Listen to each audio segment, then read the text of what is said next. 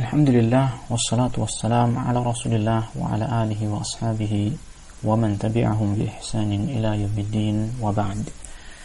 Kita lanjutkan pembacaan kitab Min Usuli Aqidati Ahli Sunnati wal Jamaah karya Fadilatul Syekh Shalih bin Fauzan bin Abdullah Al-Fauzan hafizahullah ta'ala. Kita sampai pada halaman ke-25 pada Al-Aslu Tsani, pondasi yang kedua. Setelah sebelumnya kita baca tentang Al-Aslul Awal, pondasi yang pertama, yaitu Ahlus Sunnah mengimani 6 rukun iman. Iman kepada Allah, iman kepada para malaikat, iman kepada kitab suci, iman kepada para rasul, iman kepada hari akhir, dan iman kepada takdir. 6 rukun iman. Nah, sekarang belum menyampaikan Al-Aslu Tsani, pondasi yang kedua, yaitu tentang hakikat keimanan menurut Ahli Sunnah wal Jamaah, yang mana pembahasan ini sangat penting untuk kita fahami agar kita bisa membedakan keyakinan Ahli Sunnati wal Jamaah dari keyakinan orang-orang Khawarij dan Murji'ah misalnya dalam masalah keimanan ini.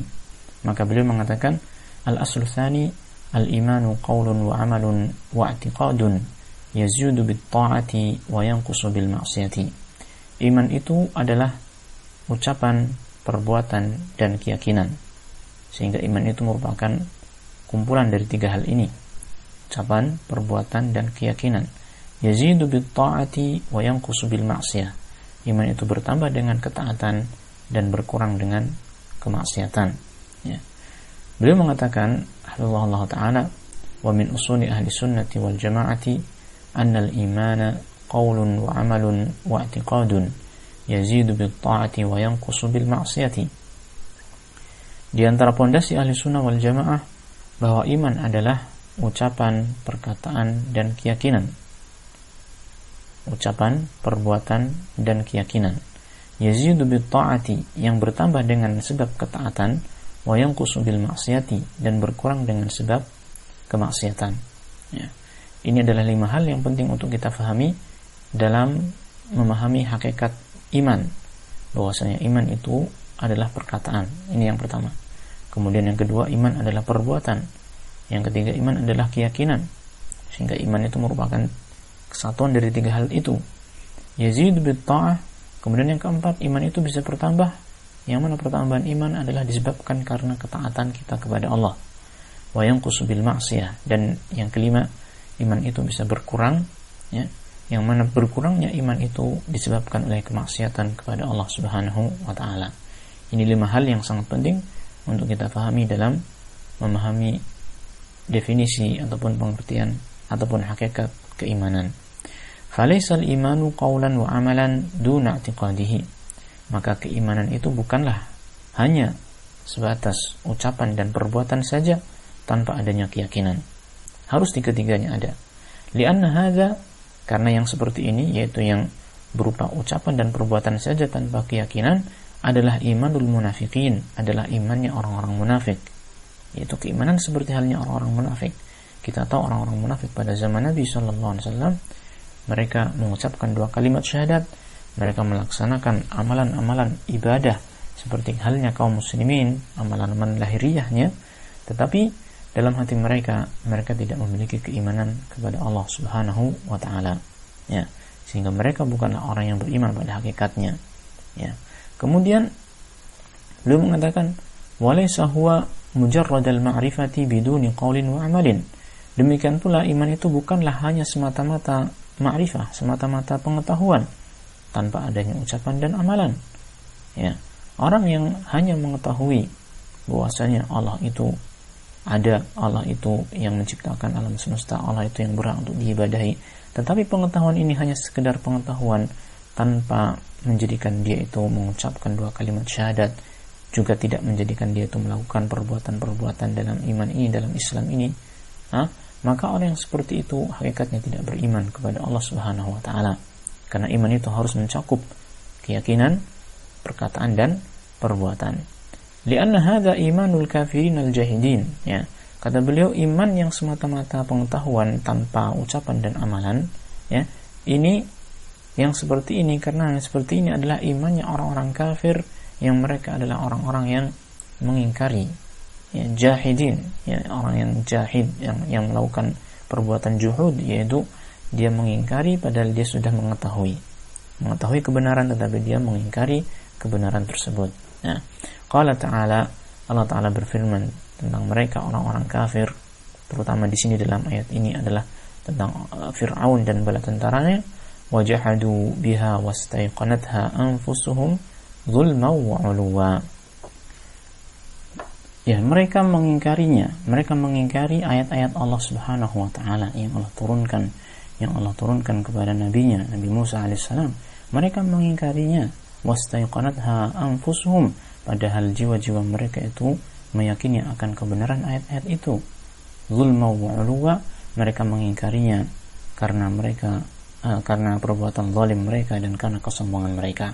Ya, orang-orang kafir ini mereka sesungguhnya mengetahui bahwa ayat-ayat yang dibawa oleh Nabi Allah Ta'ala ya, adalah benar, menunjukkan bahwasanya risalah mereka para Nabi dan Rasul adalah benar, tetapi mereka tidak mau mengikuti kebenaran yang dibawa oleh para Nabi dan Rasul alaihi wassalatu wassalam tersebut.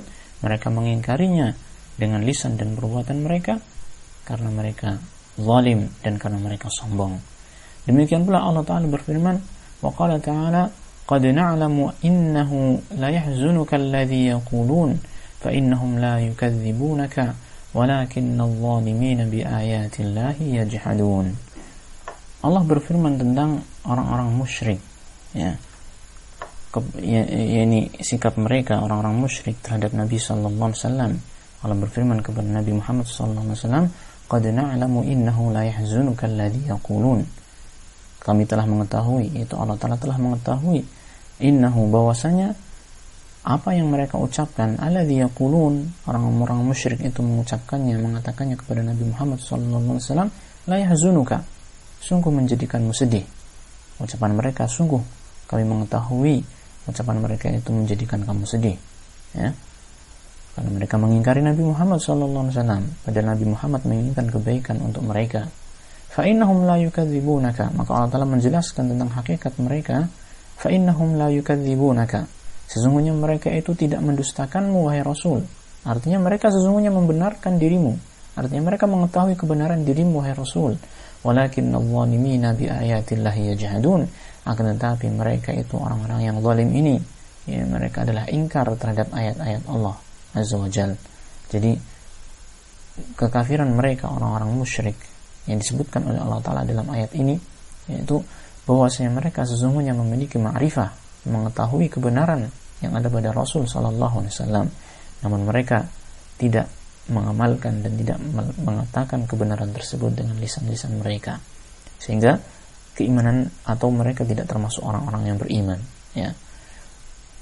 Kemudian Allah Ta'ala juga berfirman, wa qala ta'ala wa 'adaw wa samuda wa qad tabayyana lakum min masakinihim وَزَيَّنَ لَهُمُ الشَّيْطَانُ أَعْمَالَهُمْ فَصَدَّهُمْ عَنِ السَّبِيلِ وَكَانُوا مُسْتَبْصِرِينَ. Allah berfirman tentang mereka orang-orang kafir pada zaman dahulu, kaum 'Ad, kaum Tsamud. Allah Ta'ala berfirman, وَعَادَ وَثَمُودَ, dan kaum 'Ad, kaum Tsamud juga demikian. وَقَدْ تَبَيَّنَ لَكُمْ مِنْ مَسَاكِنِهِمْ, dan telah jelas bagi kalian tentang tempat-tempat tinggal mereka yang Allah hancurkan. Ya, ini Allah Ta'ala telah menjadikan kaum Arab mengetahui bekas-bekas peninggalan orang-orang Ad, kaum Ad dan Tsamud yang telah Allah hancurkan karena kekafiran mereka. Wa zayyana lahumus syaitanu a'malahum, yang ternyata mereka orang-orang kaum Ad dan Tsamud itu, ya, syaitan telah menghias-hiasi bagi mereka amalan-amalan mereka, ya. Fasaddahum 'anis sabil, sehingga syaitan itu menghalangi mereka dari jalan yang lurus. Wa kanu mustabsirin, padahal mereka kaum Ad dan kaum Tsamud itu sesungguhnya mereka mengetahui tentang kebenaran yang dibawa oleh utusan Allah Subhanahu wa taala, yang dibawa oleh Nabi Hud, yang dibawa oleh Nabi Saleh kepada mereka, ya. Sehingga mereka sesungguhnya memiliki ma'rifah, tetapi mereka tidak mau mengikuti ilmu yang telah ada pada diri mereka.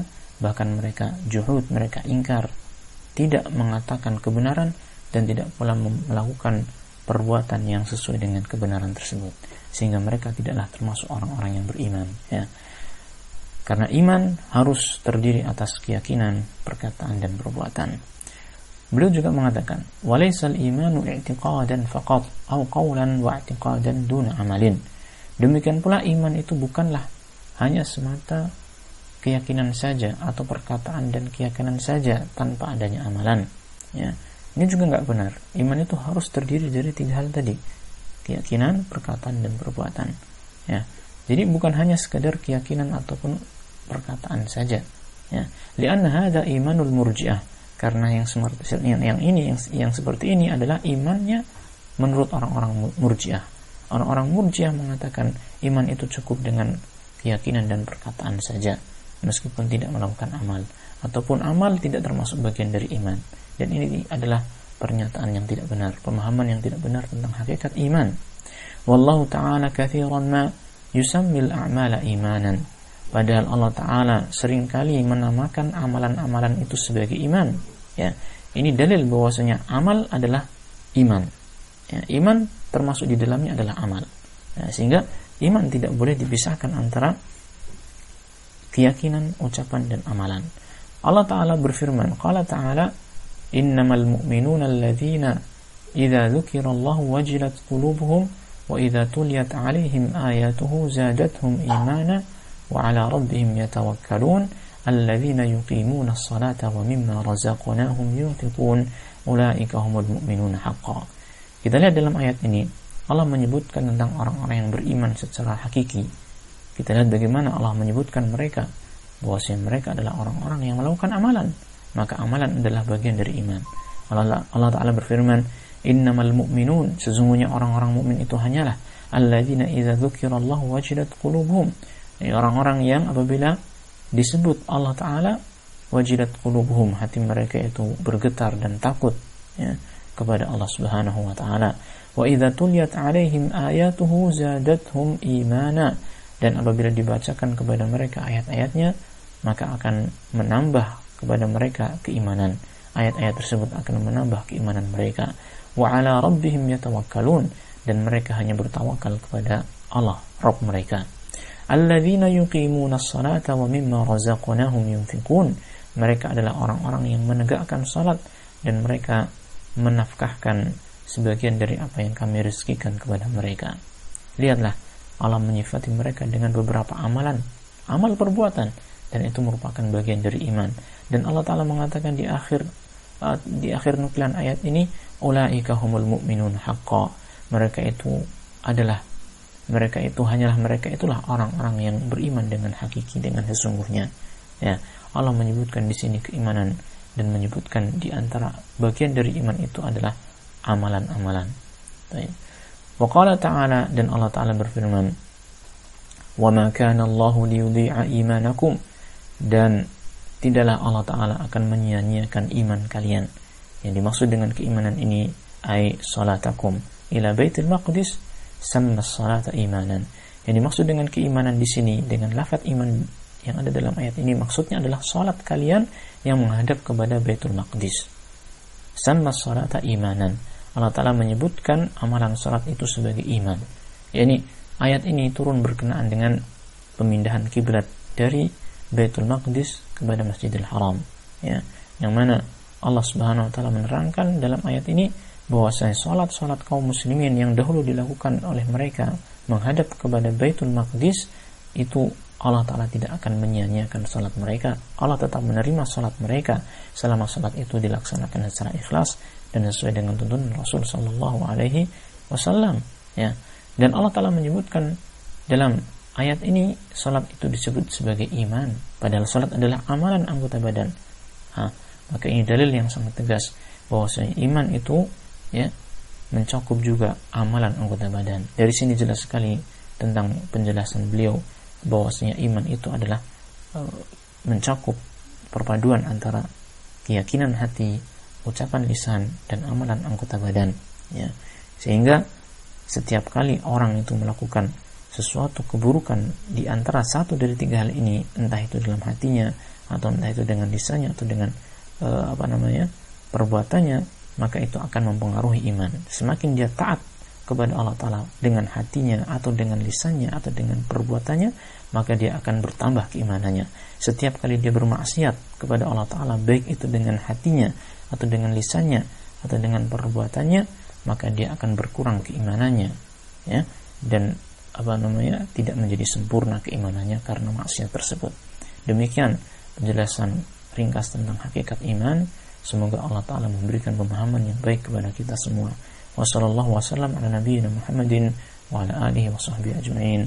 Walhamdulillahi rabbil alamin.